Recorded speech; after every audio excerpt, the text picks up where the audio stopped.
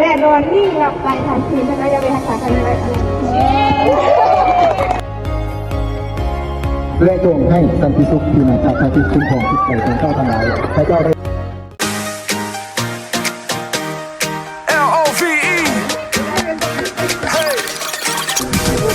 Find a way to lend some help. Love your neighbor as yourself. Spend your time on someone else.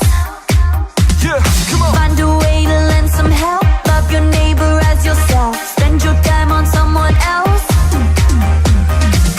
L-O-V-E. God's love is like no other. L-O-V-E. Share it with one another.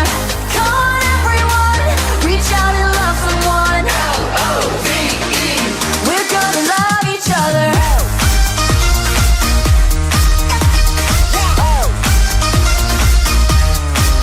Yeah.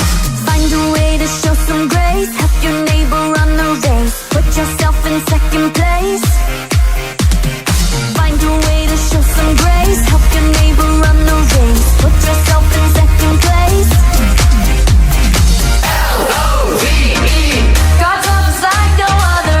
L-O-V-E. Share it with one another. Come on, everyone. Reach out and love someone. L-O-V-E. We're gonna love each other.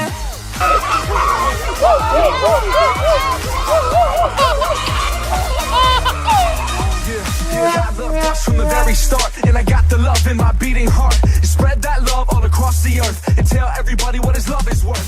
ต้องช่วยกันเฮ็ดเสียเฮ็ดนักเฮ็ดหยังก็เฮ็ดเบิดแบบบ่มีช่วงที่แบบโอ๊ยเสาร์อาทิตย์ไปดินฮู้บ่ไปดินมาเต้นไปดินย่างไปดินนั่นนี่